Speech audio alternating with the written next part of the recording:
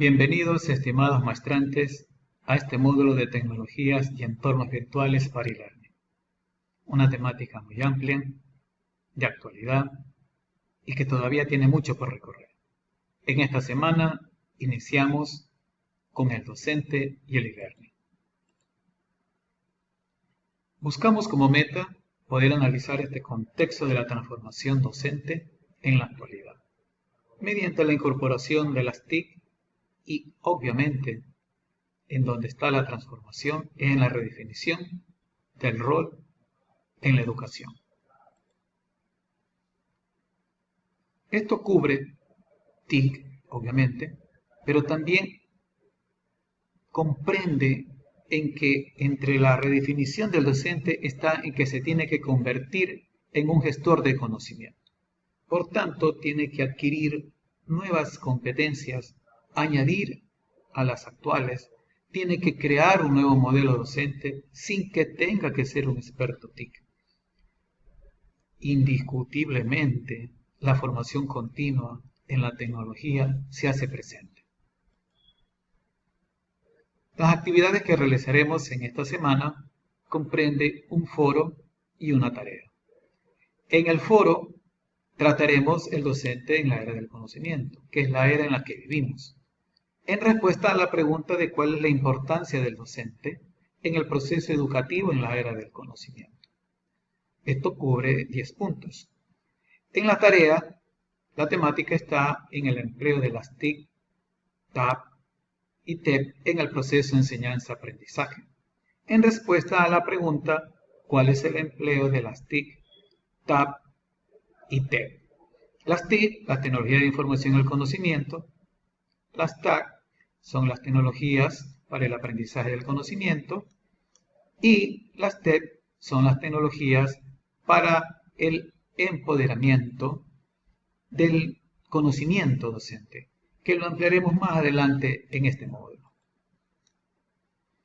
La educación en la era del conocimiento, es decir, aquí es importante ubicarnos. No estamos en la era de la información ya estamos en la era del conocimiento. Todo este cambio que comenzó con la presencia de Internet en la última década del año pasado, pues creó un cambio muy grande en el mundo gracias a la Internet. ¿Por qué? Porque se dice que estamos en el siglo XXI, pero ¿qué pasa? Se dice que es el siglo del saber, la racionalidad científica y tecnológica, y aquí es donde la educación va a influir porque se debe adaptar a una nueva cultura, la que se conoce como cultura digital.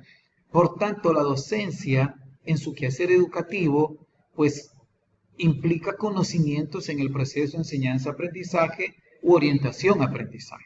La Internet es la que dio paso a la educación en línea, que también se la conoce como educación a distancia en la actualidad. Pero ¿qué es lo que se creó con la venida de Internet? Es el entorno digital. El entorno digital que pasa de una era de información a una era de conocimiento. ¿Pero para qué? Para atender una problemática que resulta de combinar la información, el conocimiento y la cultura. Pues definitivamente los lugares pues no son los mismos en todo el mundo. Como a su vez la cultura no es la misma en todo el mundo. Pero ¿cómo trabajar en la cultura? Pues ahí es donde viene de que la educación se tiene que basar en el e-learning. En todo esto, ¿qué surge? Un bosque semántico, es decir, una serie de términos, como vemos allí, tenemos distancia virtual, educación a distancia, enseñanza, e-learning, etc.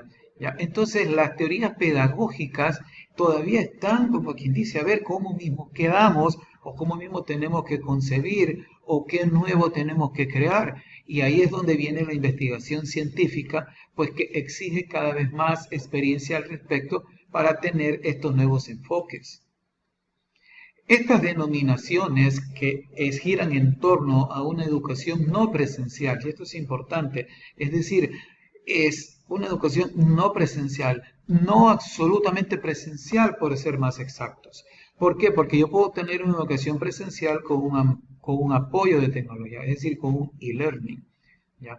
Y aquí es donde la teleeducación, fíjense, hablamos de educación, enseñanza, aprendizaje, formación, Y cuando le añadimos a esto la educación como tal, la enseñanza, aprendizaje, formación, curso, etc., ahí es cuando surge hablar de a distancia, abierto, en Internet, basado en la web, digital, autoaprendizaje, autoinstrucción, MOOC, U-Learning, N-Learning, etc. Entonces, fíjense las denominaciones, cómo van saliendo, ¿no?, en todo esto. El sustento docente, ¿en dónde va a estar? Pues que las teorías son las que él tiene que familiarizarse. No solamente las tecnologías clásicas, como decir conductismo, constructivismo, cognitivismo, etcétera, sino que también abarca tener que tratar nuevos enfoques. Y ahí es cuando hablamos de corrientes, ¿no? ¿Ya?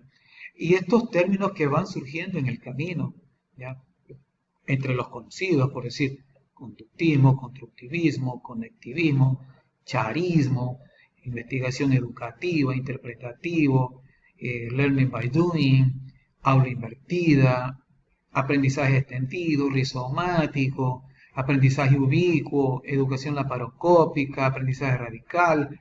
Entonces, ¿ven cómo se va ampliando ese argot docente? ¿Y qué es el e-learning? El e-learning en el fondo es aprender por medios electrónicos. Hoy en día pues se lo concibe como educación en línea, aprendizaje en línea, educación virtual, educación a distancia, como términos más conocidos. ¿De dónde vino todo esto? Pues vino de una evolución de los medios de comunicación. Por eso es que hablamos del correo físico, la radio, la televisión, el teléfono, la internet. Y esto es lo que nos lleva a entender que e-learning no es cualquier cosa. Muchas veces podemos pensar que un e-learning llevado como un repositorio, es decir, tengo un sitio web donde pongo contenidos de aprendizaje, ahí yo he hecho e-learning. Pues no, eso es un repositorio. Que si doy un evento, un webinar, un chat, una conferencia, tampoco lo es. Que estoy utilizando una red social, no es e-learning. Si hago un video en línea, tampoco. Y algo que es muy común confundir en la actualidad es que hacemos actividades digitales pero sin objetivo pedagógico. Eso tampoco es e-learning. Y lo que se descuida regularmente es el diseño instruccional, ya que el diseño instruccional es el que da la forma al modelo pedagógico que se tiene bajo una enseñanza que se aspira. El aprendizaje en línea es una educación a distancia, pero basada en Internet. Es decir, tenemos que conectar, dependemos de la Internet. Se habla de tipos aquí. Los más conocidos, como una concepción, esto es un enfoque. Son asincrónico, que significa pues que no se realiza en tiempo real, ¿ya?, sino que en diferentes tiempos, por mencionar algo, cuando estoy aplicando un foro en un e-learning. Sincrónico, cuando hay una interacción simultánea, pues cuando hago un video chat, ¿ya?, o cuando hago un chat como tal. También se habla del híbrido, es decir, el blended learning, que es también aprendizaje combinado traducido al español. Pues es aquel que me permite una interacción tanto en persona como en línea, es decir, combino lo presencial con lo virtual. Otro enfoque de e-learning lo tenemos en el B-learning, o sea, el blended learning, como lo mencionamos últimamente, el learning cuando estoy utilizando el celular, es decir, el móvil, y el U-learning, que es el aprendizaje ubicuo, viene de ubiquitous learning, ¿ya? Es que significa pues que es un 24/7, en cualquier lugar y en cualquier momento. El M-learning viene de mobile learning. No debemos de dejar de compararlo, porque el paradigma tradicional no podemos negar que todavía tiene vigencia. Y ahí es donde vienen las confusiones, ¿no? Y en cierto momento las resistencias que podemos encontrar en la formación. Un elemento es el rol del profesor. Pues bueno, en el tradicional el profesor es la fuente del conocimiento, se centra en el docente.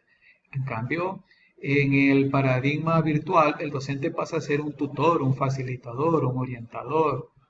El proceso como tal se centra, por ende, en el profesor aquí, y en el virtual se centra en el estudiante.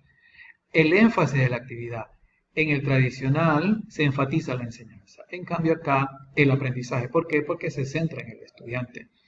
Los tipos de actividades, pues bueno, regularmente son expositivas, son informativas, pero en cambio acá se busca que exista una interacción gracias a la tecnología. El conocimiento como tal, el profesor es quien lo otorga. En cambio acá también el estudiante genera. No nos olvidemos que aquí el docente es un facilitador, un tutor.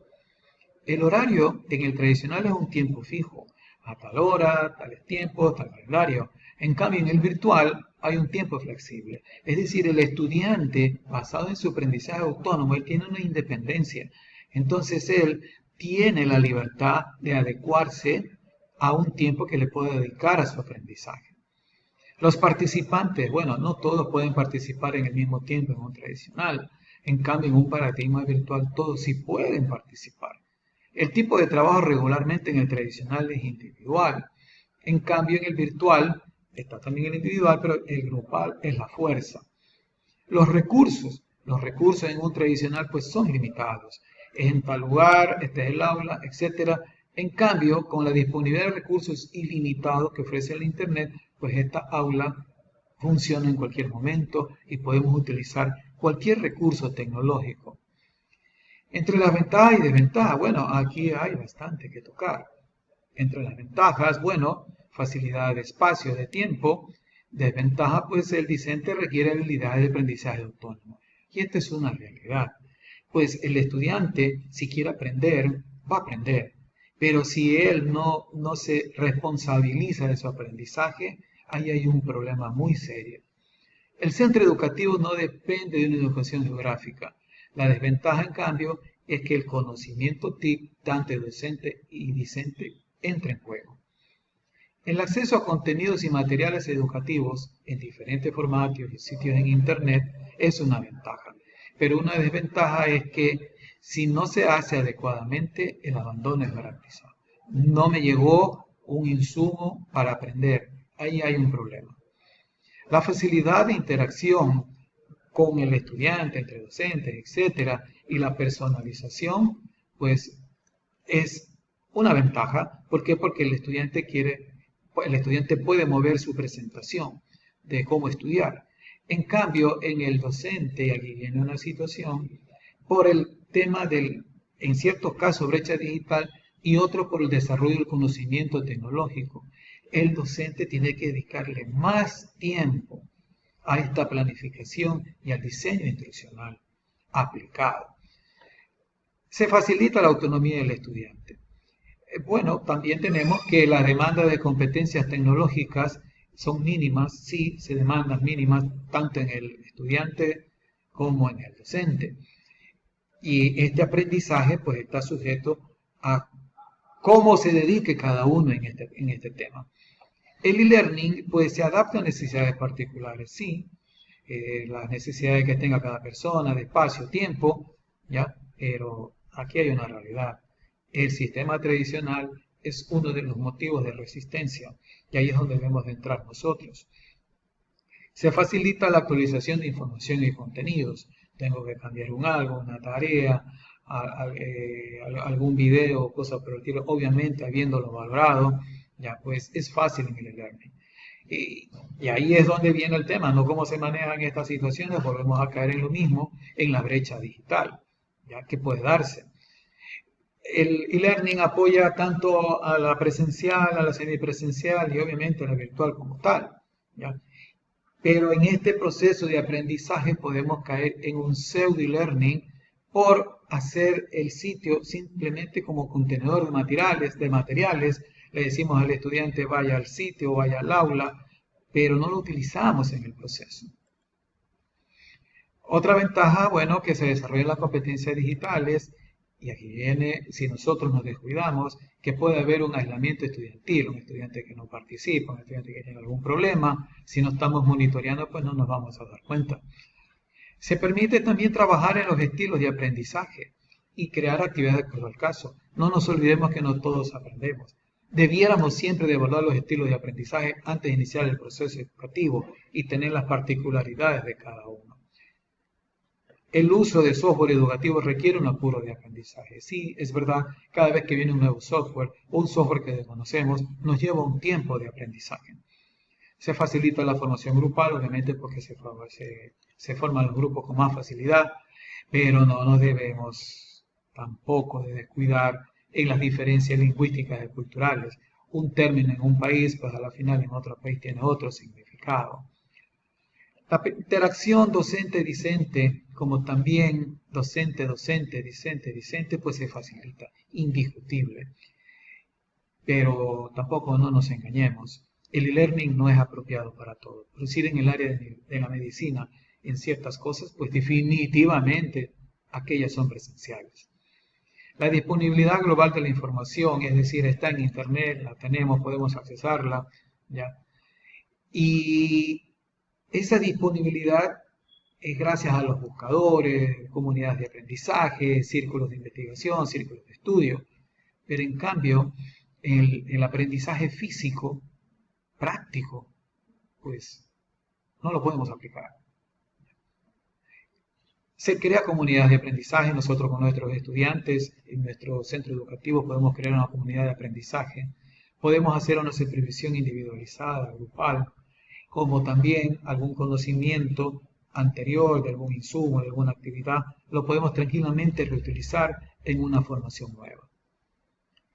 El docente, por tanto, se transforma, ¿qué? Pedagógica, social, administrativa y técnicamente. No es estático esto. ¿Por qué? Porque a la final algún proceso cambia. Llámesele administrativo, las notas se las llevará de otra manera o las notas las necesitamos de este modo, por poner un caso. En la parte técnica surge una nueva tecnología. Y ahí es cuando nosotros como docentes pues tenemos que ubicarnos en lo presencial y lo no presencial. ¿Cuándo es en realidad no presencial? Y ahí es cuando entra el e-learning. El aporte de las TIC siempre va a ser en base a redes digitales. Por eso es que la educación a distancia hoy se concibe como e-learning. Los componentes de un e-learning. Fíjense esta imagen del investigador Ricardo Barrientos. Fíjense aquí el e-learning que tiene contenidos, tecnología, docencia. Pero ese e-learning es la interacción con el estudiante. En los contenidos que tenemos producción de contenidos, fíjense cómo está aquí, ya. ¿De qué trata producción de contenido? Igual en docencia, fíjense, todo lo que tiene aquí, tal como está en la gráfica, tecnología, las herramientas y aplicaciones, qué compone, qué comprende, ¿ya? Esto es algo que ustedes lo podrán ampliar en su contenido del curso, pero muy interesante concebir esto inicialmente para ir viendo cómo vamos creando nuestro e-learning. El rol ya cambió, pues el docente ya se redefinió académicamente, ya pasó a ser un orientador. El ser orientador obviamente le lleva a que tenga que ser más organizado, pero que también tenga que tener una visión institucional, ¿ya? Porque en el momento que estamos dispares con nuestra institución, pues no estamos alcanzando objetivos de aprendizaje y peor de enseñanza. El discente, por tanto, es una persona permanente, es decir, está continuamente aprendiendo. Pero en medio de todo eso, él tiene que ser autónomo, es decir, adecuarse a las circunstancias que le rodean para él, a su vez, decir, bueno, en este momento me voy a dedicar a tal cosa, en este momento voy a estudiar, pero también tiene que ser crítico, y aquí es donde tenemos que estar muy, pero muy atentos. Una de las quejas docentes en el mundo, sobre todo en Latinoamérica, es que estamos permitiendo que nuestros estudiantes sean consumistas. Y eso es grave. Es decir, si no nos preocupamos de que el estudiante aprenda a ser crítico, pues ese estudiante no va a pensar adecuadamente y tomará decisiones muy peligrosas. ¿El docente debe aprender solo TIC? Bueno, lo que abarca las TIC, en la educación, en este caso. Las TIC comprende las TAP y las TEP. ¿Qué son las TAP? Es la tecnología para el aprendizaje y el conocimiento. ¿Qué son las TEP? Tecnología para el empoderamiento y la participación. Y esto que lleva a una tecnología, CCP, comunicación, conocimiento y participación. Esto que está aquí es lo que da paso a lo que se conoce como entorno personal de aprendizaje, Personal Learning Environment, y el Personal Learning Network, es decir, el aprendizaje personal en red. Todo esto que intercepta en dónde accedemos a la información, dónde la modificamos, dónde la relacionamos con otros. Esto es importante. Nosotros podemos saber tecnología, pero no es lo mismo que saber enseñar con la tecnología. Tengámoslo muy presente. Ejemplos de TIC, TAC y TEP, pues lo tenemos como TIC, el chat, videojuegos, la robótica, la inteligencia artificial, Big Data. En TAC tenemos blog, wiki, gestor de aprendizaje, pizarra virtual, las redes sociales empleadas educativamente, el soporte de video, infografías, cuestionarios, trabajo colaborativo. En TEP, ¿qué tenemos? No nos olvidemos que es en red, es decir, una cuestión social. Tenemos las redes sociales, un Office en línea, el Google Doc, el Office 365, canales de video, ¿ya? Y así más casos, ¿no? Lo importante es que distingamos que las TEP es para trabajar en red, las TAC para establecer una interacción sobre todo, ¿no? Y toda tecnología tenemos que irlo ubicando en TAP o TEP. Finalmente podemos decir ya que hemos tratado de cubrir estos conceptos relacionados al e-learning con sus ventajas y desventajas, esta redefinición del docente y del discente que es inobjetable, el irnos familiarizando con las TIC para luego encontrar las TAC, las TEP y de estas hablar en su momento de los ambientes personales de aprendizaje, tanto individual como en red, pues constituyen algo que para nosotros debe ser de una continua familiarización. En la siguiente semana, pues trataremos la presencia de la tecnología educativa desde la identidad digital. Y tal como lo vamos a ir ampliando, pues hablaremos de ecosistemas y ambientes virtuales de aprendizaje. Muchas gracias.